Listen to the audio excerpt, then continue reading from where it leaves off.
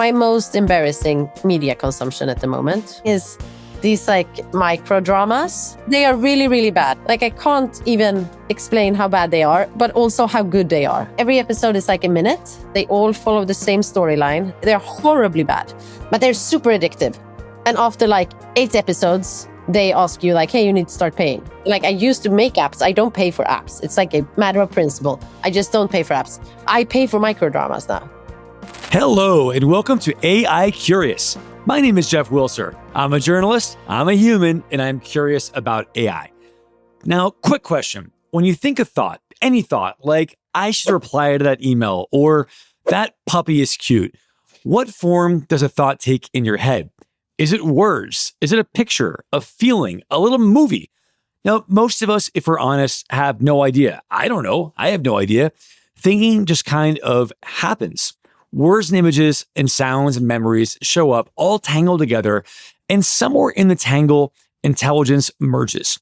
You don't sit down and run your language model, then hand it off to your image module, then plug the two together at the last seconds. Now, my guest today thinks AI is, at the moment, much of AI doing exactly that. And that is the wrong way to build a mind. Her name is Caroline Ingeborn.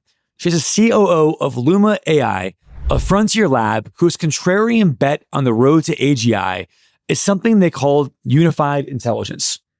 The dominant approach for the last few years has been to build the best text model you can, then the best image model, then the best video model, then the best audio model. At the very end, you plumb them together. Luma's argument is that this stitches the parts at the seams. It doesn't actually fuse them, and the seams show. What Luma is doing instead is training models on multiple modalities simultaneously, the way your brain probably weaves it all together over a lifetime. Their newest release was just launched is Uni 1.1. It's a thinking image model trained on both image and text at the same time. And the goal is to push that into audio, into video, into 3D. We didn't discuss smell, but probably until you get something that more closely resembles how human cognition actually works. Now, if that sounds abstract, the practical stakes are not. They're building tools called creative agents to help creatives work faster. It's being used by agencies, by Hollywood. Creative directors at major agencies are now showing up to pitch meetings with the finished videos already made, which apparently was unheard of a year ago. Japanese animation studios, which have been falling behind for years because the industry doesn't have enough humans, are using Luma to catch up without sacrificing what makes their craft theirs. This actually gets into a pretty profound shift into how all creative work is changing, right? Luma is building tools to help people make new workflows, but what does that mean to creatives who are used to doing all of this themselves? How do we make sure humans are sitting at the heart of it and it doesn't become a button you press saying, make art? We get into all of that, what unified intelligence actually means, and why it's a different bet than OpenAI or Anthropic are making. What changes when a creative team can build a world instead of generating image by image? Whether AI-generated content is going to drown us in slop or unlock more storytelling than ever, that's a big question. We get into all of that. And Caroline's slightly embarrassing confession about microdramas. And the much bigger question underneath all of this. If intelligence really is multimodal, what does it mean to build a machine that thinks the way we do? So with that, please welcome Caroline Ingeborn, Chief Operating Officer of Luma AI. Caroline, welcome to AI Curious. Thank you, Jeff. Great to be here. So a lot of the North Star at Luma AI is around unified intelligence. What does that mean? How is that different from the way many are thinking about AI? It's different in the belief of how we believe that you get towards AGI and the route that you take to get there. So a couple of years, the research community, Luma included, made a bet, which was a smart bet, which was, okay, we first started building language models, and and they have become really, really good. And they are very, very, very good for language specific tasks, such as coding, which is really only language at the end of it. And then sort of apply the same sort of like, okay, and then we build an image model, and then we build a video model, and then we build an audio model. And all of those models are going to be very good for the tasks in their specific modality. But the next level of that is when it comes to intelligence that can combine and sort of think across modalities, very much like the human brain works. Like I don't know when I'm thinking in text or image or video or whatever it is. I just know it happens in my brain.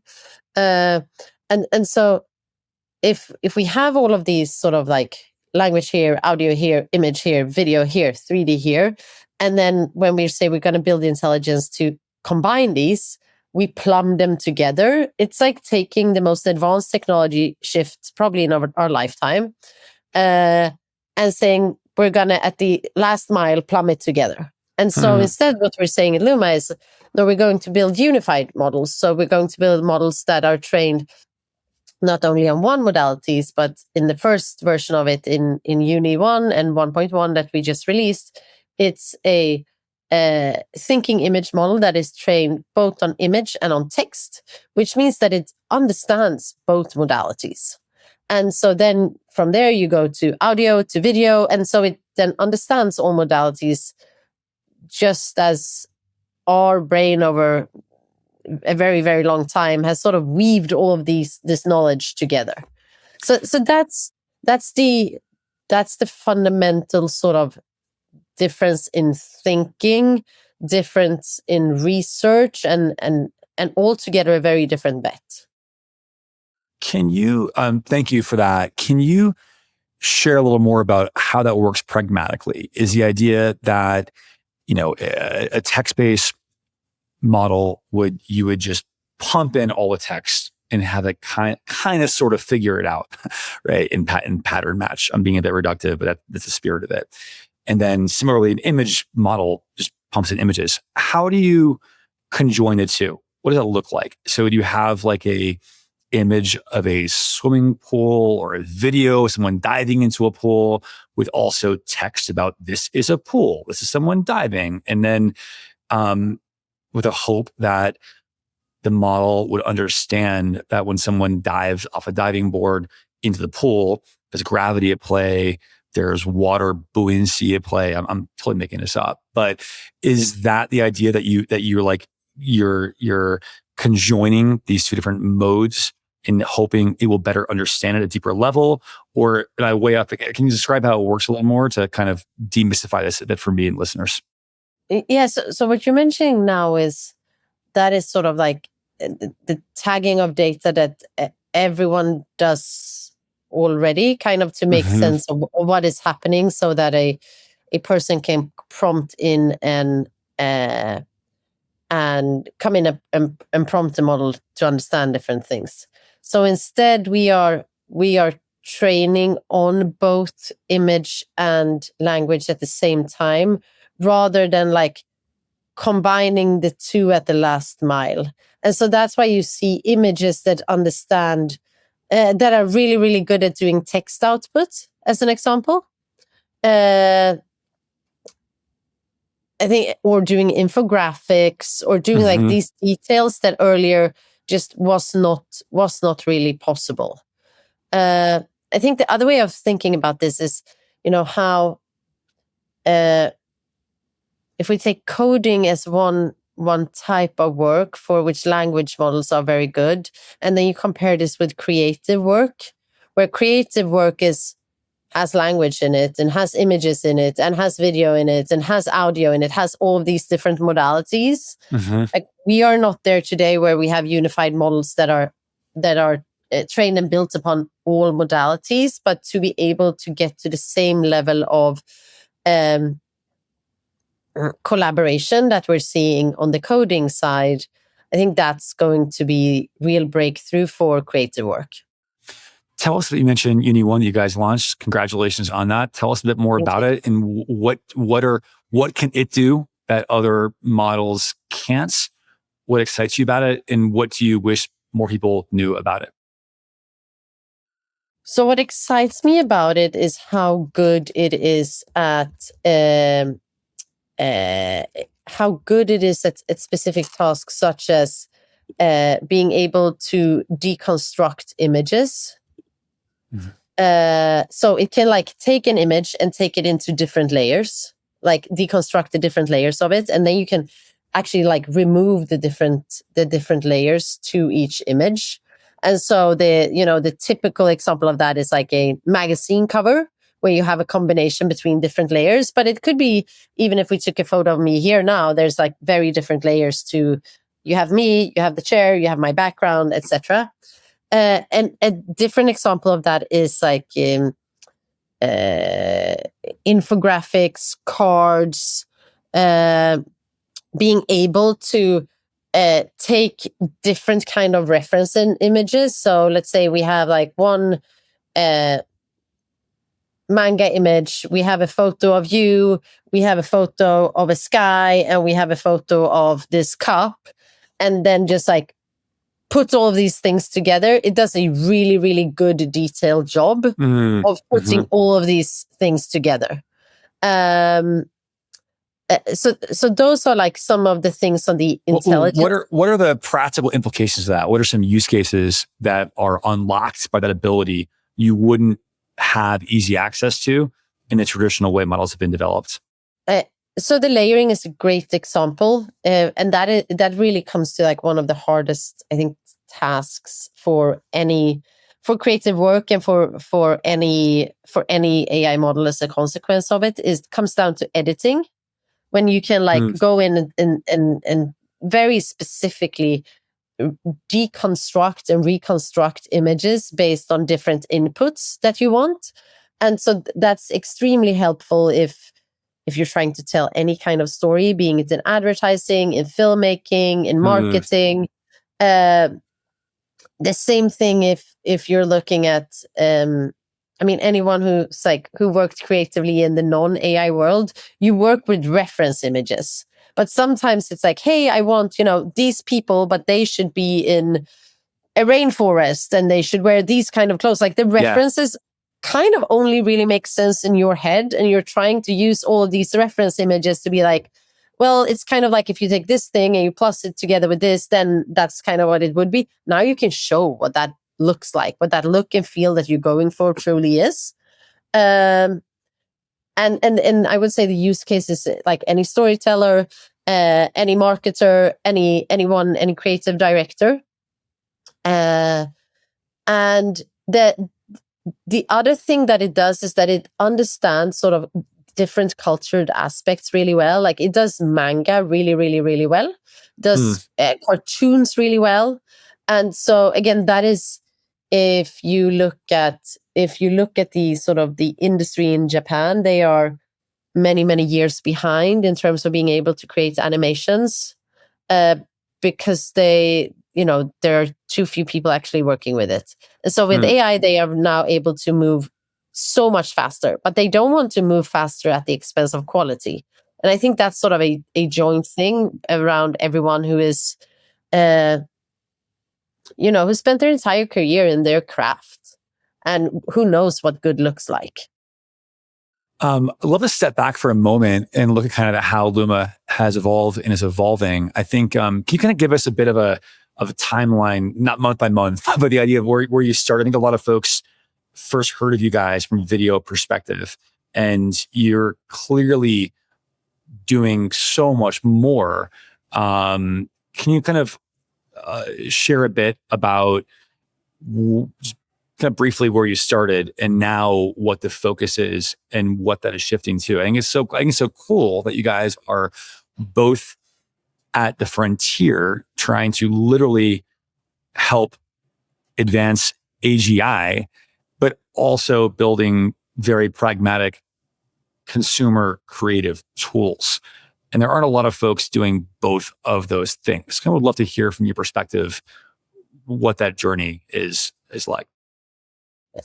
I think it's going from, if you look at it from a business perspective, we have our models integrated in a lot of third parties as well. Everything from third party creative tools with some of our partners to some of the largest enterprises in the world that want to build. They have their own workflows that they want to build in, and so that's where our models come in.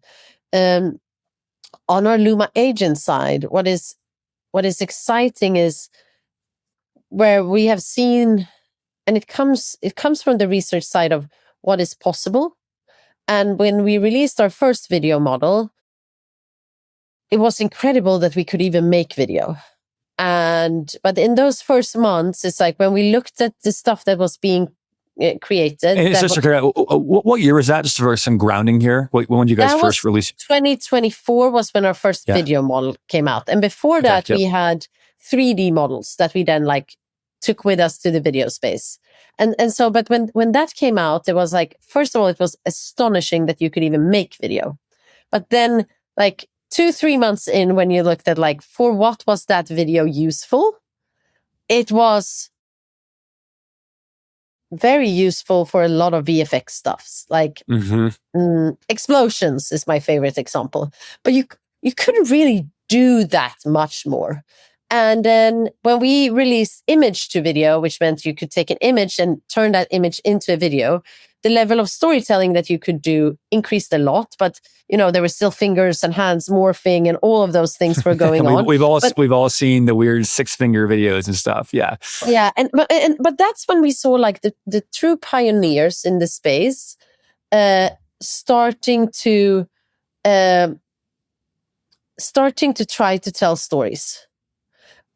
The way that our tool looked back then was come to us and generate a 5-second video or a 5-second image. And so it was a very, very small part of the creative work, really. Yeah.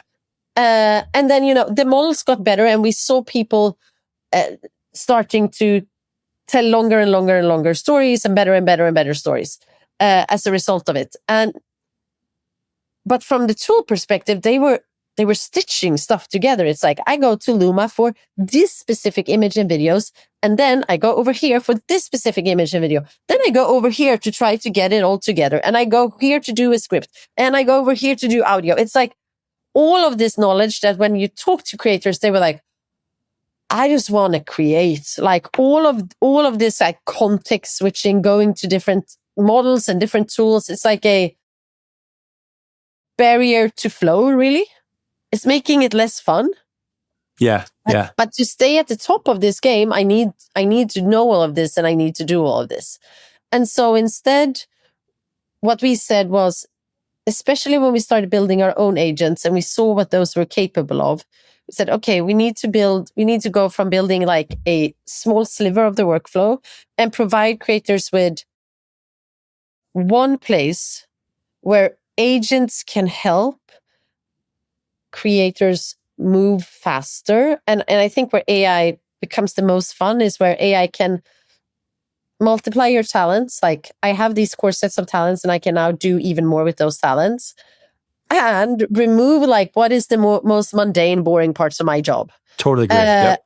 And then not take away the fun parts. And I think our Luma agents does that really perfectly. So can you walk through kind of what in the example workflow? Because this is all it's evolving so fast, right? I think that a year ago, the idea of agentic workflows seemed still pretty fantastical and all in a whiteboard phase. And now oh my God, you don't have your agent team up and running 24/7. You guys are so far behind, right? It's happening so fast.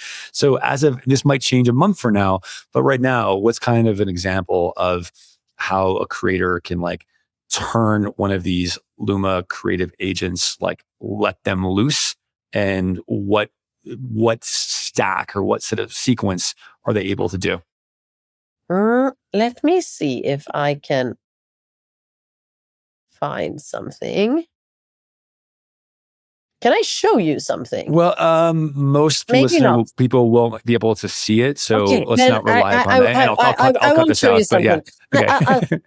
But so what happens in Luma agents is that you come in and there's there's a white canvas. And so instead of having to work in all these node-based tools where you need to like go and stitch and go back and forth and stitch, here you can come in and you start working directly with your agent, and you can start some people, I think, with a big aha moment for filmmakers have been and for creative directors in advertising has been like, they have an idea or they have even a script and they upload the script to our agents and they start writing, and there is no need to be a prompt engineer. You start writing exactly as if you would talk to your copywriter, your art director. And so you upload your script or your brief or your idea, and it's like, start developing the characters. And then the characters come to life in images. And you can iterate on those quickly, but you can also create variants. And this in advertising is fantastic because creating variants is this like quite mundane, quite boring thing. And here you can go create like 50 different variants of this one product image across, all of these different environments or with all of these characters in there.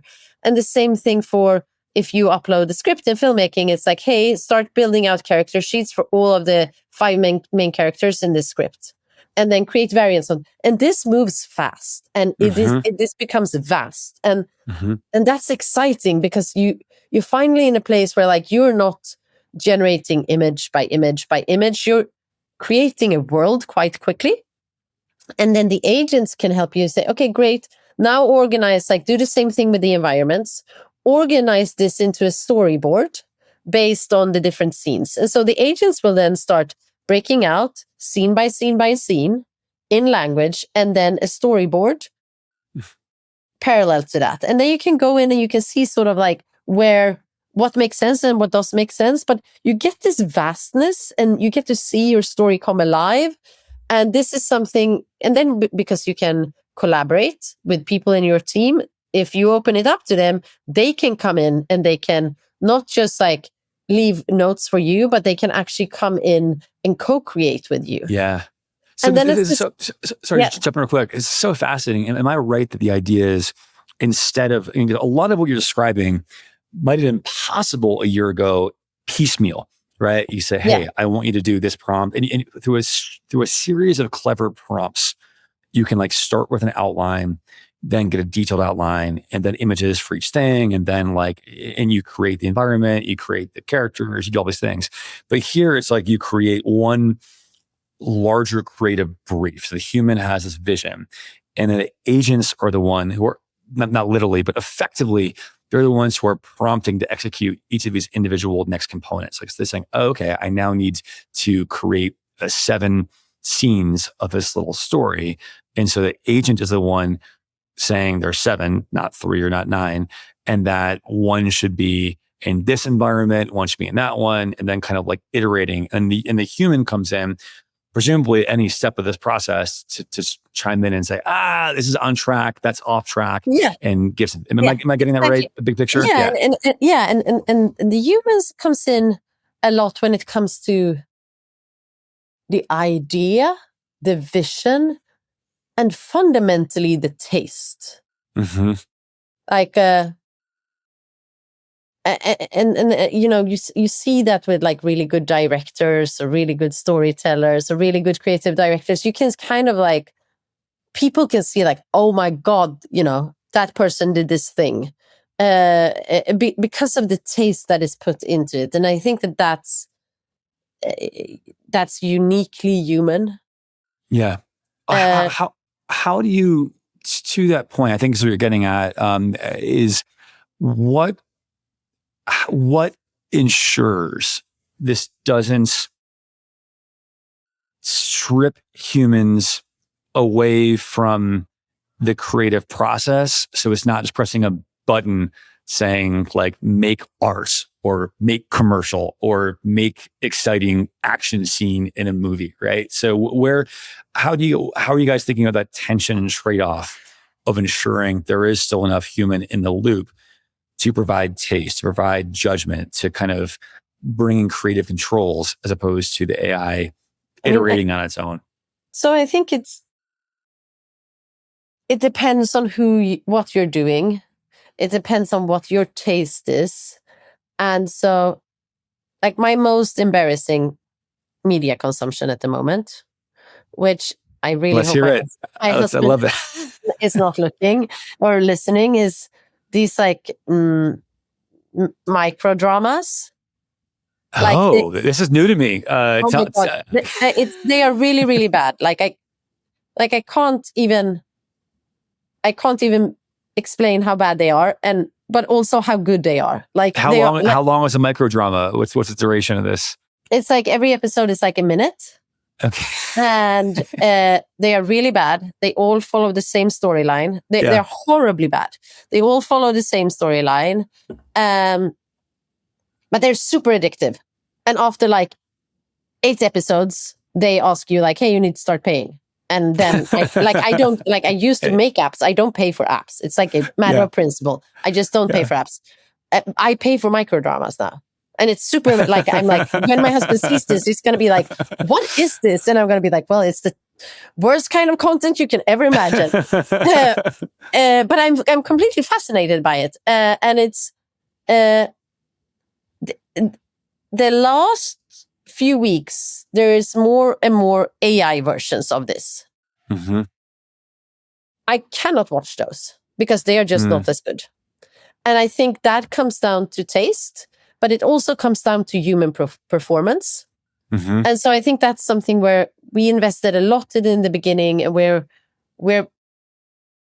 I would say like among absolutely the best in the world on this, which is video to video, which is where you have a human performing in front of a camera, and then you can move that human into any kind of place, an environment. And that allows humans to focus on the performance as well, and not be like, oh, the wind is here and this is here and this is here. It's like, it's truly focusing on the performance and the ability to move them everywhere. And I think that if I look at these kind of stories that are, again, they're all really bad, the storyline, but the ones where there are humans in them, I become completely addicted.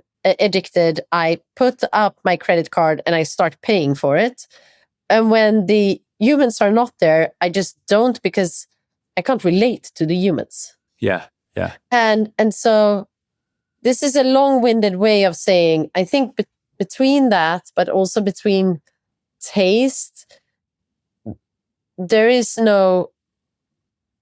nothing in the work that we are doing at Luma which has as a goal to like eliminate humans. Yeah. Or eliminate. What we want to make possible is for creative people to multiply their talents.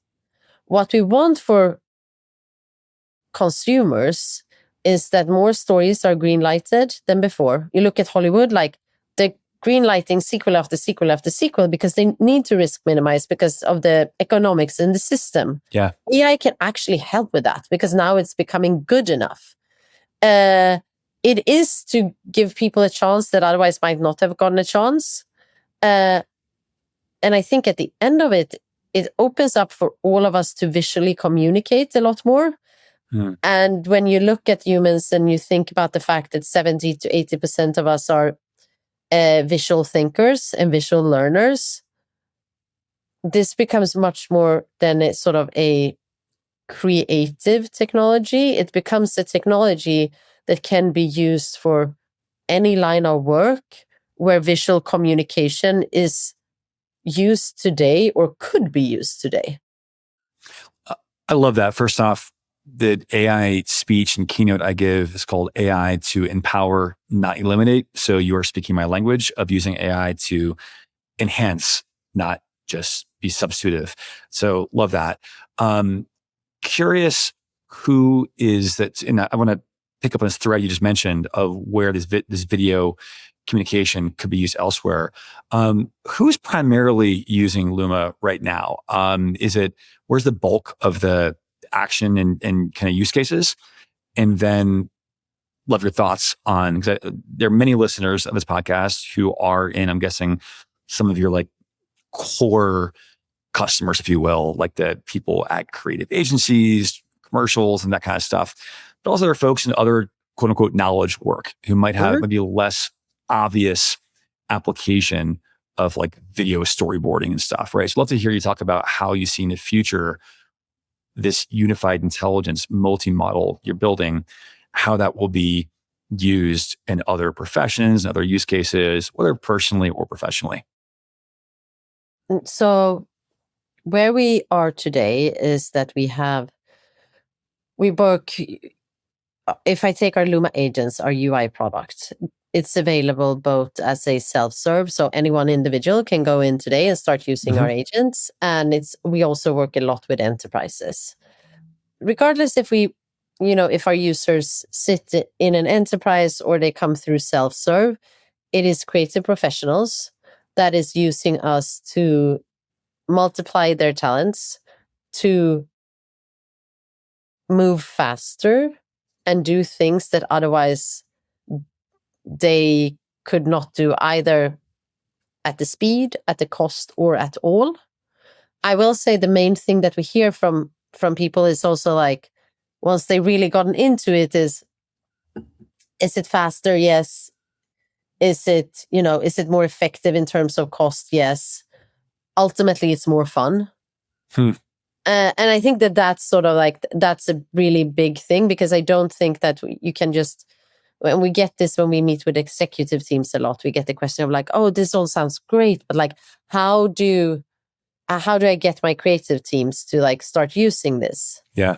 And our answer is always like, I don't think you do, because like I used to work, I do now as well, but I used to work with at the kids company that was filled with creative people. And one thing that I learned is like, as a non-creative person, I don't go in and I tell them what tools to use.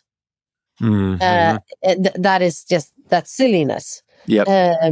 And so what we have is that we have a team of forward deployed creatives, and they come from film, they come from advertising, they come from storyboarding, they come from all over, honestly. But they come in and they sit with the teams and they work side by side with them to help solve their use cases. And so today, there are creative professionals both inside and outside large enterprises. The kind of creative work that is done is very similar across this. It is advertising, huge in advertising. It is brands, and it is entertainment. And then on the self-serve side, it's all of these creative professionals, plus also anyone who is telling a story online, but is having that as they're making a living out of this. This is not used for AI slop. This is not used for like, oh, I just want to create like a cool video with my daughter dancing. I definitely hope that's right, but how do we know that? How do we have assurances that people are using this with intention and humans with taste, and not just like, here's a quick little brief, and then I want to see, and it's a slot machine, a high-end, high-quality slot machine, but a slot machine. How do we have guardrails there? I don't think you can have really you can have, we have a lot of protections of stuff we don't want people to be able to do with our models, etc., and our products. Do we have guardrails so no AI slop is done with Luma agents? Of course not. No. Right, no. right. We don't do that. But what we do is that we talk to our heaviest users, and then like, is everything done with taste? Like, taste is fantastic because it's so subjective. So like, is everything done with Luma agents in accordance with the taste I have? No, and that's a good thing. So some people might look at the things that are being made with Luma agents saying like, oh, that's AI slop. Some people might look at the same thing and say like, that's beautiful. And I think that's fine, but we're not seeing a lot of like, oh, I'm just going in, making a video, posting it on social, and then I go away. If that is your use case, there's a lot of tools still out there where they are not workflow tools, and you just come in and you make a video and you're out. And so then like, Luma agents is probably not where you go for that. To your point, it's almost like a more professional, if you will, heavier, dutier suite of tools Yeah. you'd probably grab something easier. It's like 1 or 2 or 3 clicks to create the slop, as opposed to something that's a little more intensive. I take your point. How are you thinking about how, and I appreciate the North Star of using this to let creators do more. How are you thinking about how this will fundamentally change creative teams or agencies, or what capabilities they have, right? What will if someone's a 28-year-old person at a creative agency right now, how will their job look like in a year or 2 years? What unique value is the agency providing in this new world they were not before? Kind of because it is a pretty fundamental shift in how teams function and how firms function. Yeah, and I think anyone working in advertising or marketing or entertainment not looking at this as a fundamental shift should have an honest conversation with themselves. Yes. I mean, I think when it comes to individuals, every one individual will be able to do things now that they were not able to do before. That is like, and that's a pretty magical thing. Any small team that could do something together before can also now do a lot more together than earlier. A big team can also do even more. Are there a lot of people that are looking at this from a cost-saving perspective and etc.? Yes, there are. I think that the opportunity is, if you're running a big brand, is to look at it and say, hey, with all of this investment into creative content, like, how can I reach even more people? How can I serve even more user groups, or serve my current user groups even better with the content that we are creating? And through that, build a bigger company with the same kind of budget. I think that's really, really exciting. Now, for agencies with brands thinking like that,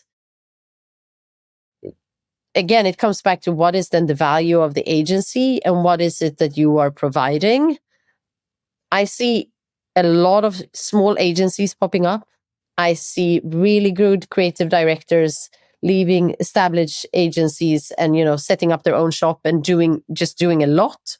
I see some large agencies coming in and pitching with the final video at the pitch stage. That's like unheard of a year ago. It's like bringing your end product to the meeting. I don't know where this goes or what the business model looks like for agencies. I do know there's some very successful companies out there in this transformation. And I also know there's companies that are struggling. Yeah.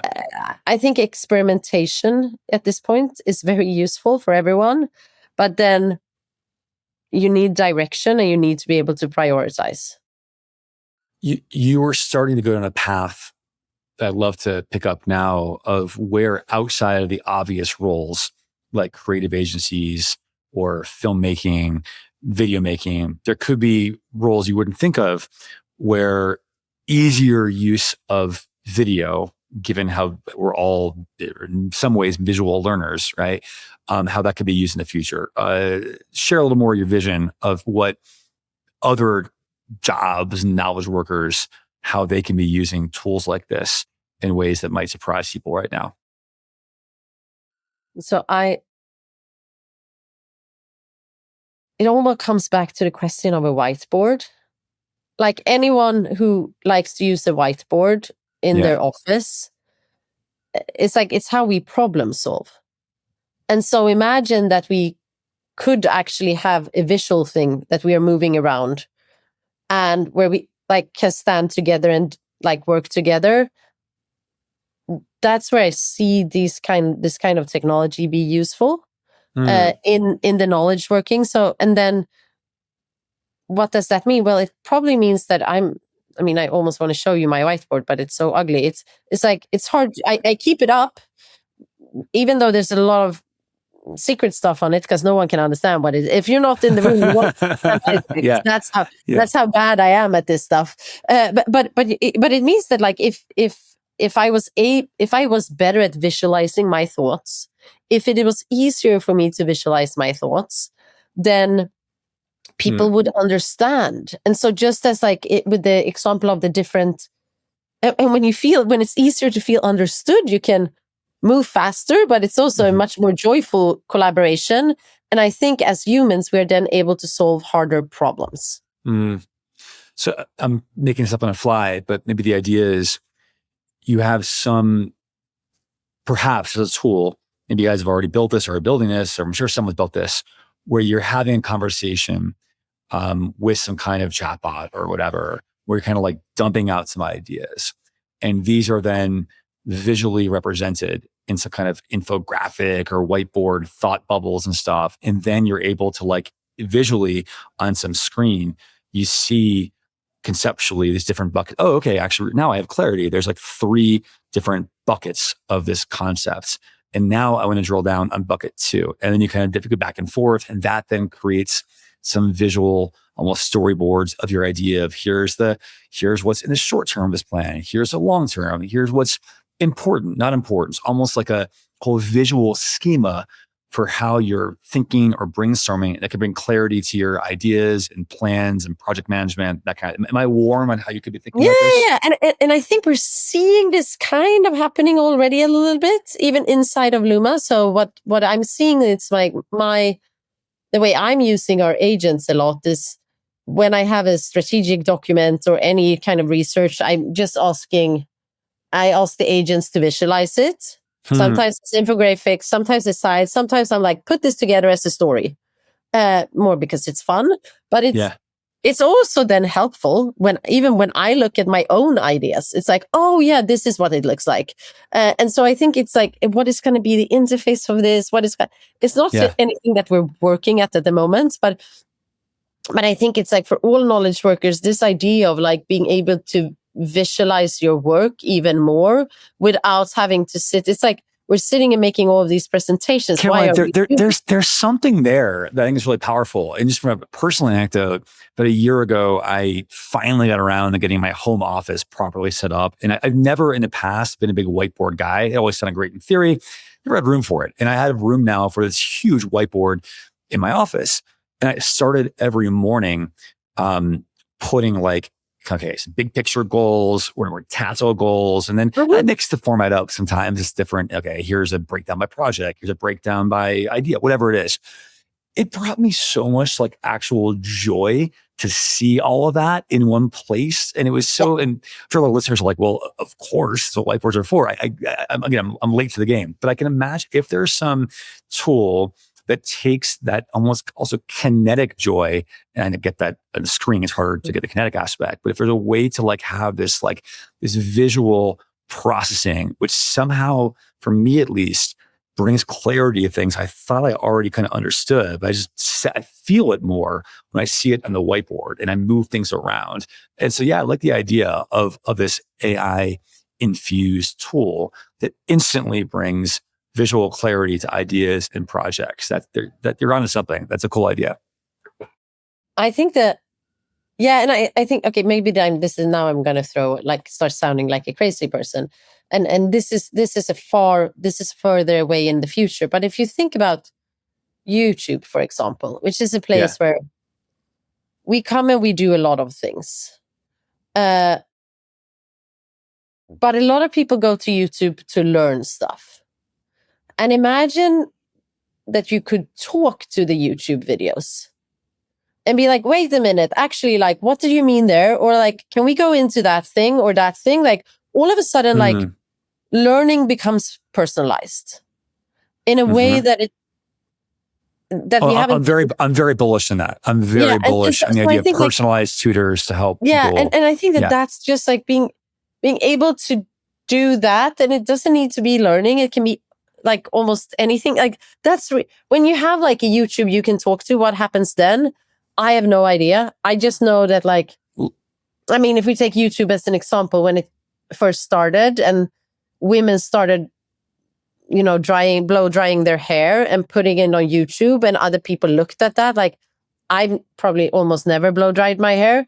So I think that action is itself is odd, but then putting it online is even weirder. But then the third thing is that people are actually watching that, which is crazy. And then companies started sending these women, blow dryers that they got for free. And like that whole thing started. That's super let me weird. go one step further of craziness in the future. What if, not just YouTube videos, imagine you're watching a movie that you love. Can you stop and engage the characters? Like, hey, Luke Skywalker, why are you going to Dagobah? Right? You actually interact with characters, ask them questions. I mean, so there are I'm not sure it's a good thing. It actually sounds pretty Black Mirror dystopian, but that feels like that kind of scenario is on the table now in ways it was not in the past. Whether it's a year away or 5 years away, I don't know, but that feels plausible. I think it's plausible. And I think like I have no idea what's going to happen with any of this. But I also had no idea that women was going to start blowing their hair and putting it online either. So, but what I do have a strict opinion on though is I don't think all humans are great storytellers. And so there's a lot of experimentations at the moment of like almost choose your own ending of this TV show. And I'm like, no, because I think I'd actually I'd rather have Vince Gilligan choose the story of Breaking Bad, not me. There is a better version, and I don't think that us humans are great storytellers, and it's and I think that that's sort of a I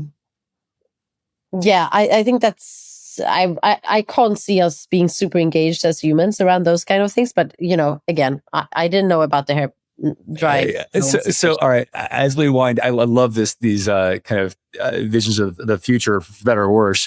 As we wind down, Caroline, I'd love to kind of hear from you about, give us a prediction of how the creative work will change in the future. And it could be like a time frame of your choice. It could be 6 months, 6 years. How do you see this shaking out as its tools continue to evolve?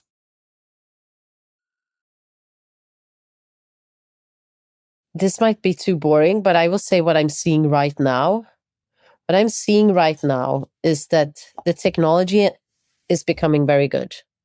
That the tools that are built on top of the foundational models with our agents are built in a way so that people that have never touched AI before are able to get great results out of it.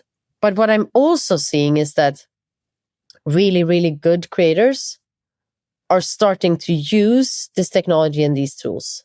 And so that's why the end result that we're seeing out there is becoming faster at the speed I could never have predicted 6 months ago. And that's really exciting.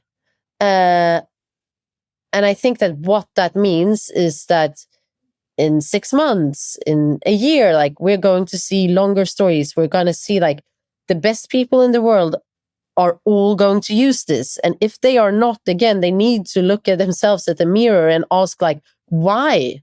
Because you have this thing that can multiply your talents and you are very talented. It's like, if you are very talented, you absolutely need to use it now. So my prediction is sort of like that flywheel is starting to move really, really, really, really fast. And then really big things are going to happen. Like we saw in the Super Bowl was a little bit of a start, but like it's going to get so much better fast. I love that vision. I hope, and I am fundamentally optimistic. I think the big open question for me, to make it very simple and concrete, if you have a 5-person creative team, the leader of that team or the CEO, they can go one of two ways. They can be like, cool, you 5, thanks to these new tools, are going to do so much more. We're going to create more. We're going to reach new markets we couldn't reach before. We're going to ship these tools, and that's awesome. There's another world where like the CEO says, you 5, we only need 2 of you now. And we're doing the same as we used to do, right? We're just going to cut costs. And I really hope that more, when I engage with firms and help firms with AI strategy, I strongly nudge leaders to think about that first path, to focus more on growth and empowerment, not just cut. So I hope we see companies use these kind of tools to do more as opposed to just cost savings. And we'll see how it shakes out. Yeah, I think we are already seeing both. I think what leaders needs to ask themselves how big they want to go. And if they want to use this as an opportunity to go even bigger than before, or if they want to stay at the same size with less resources and see sort of where that leads them.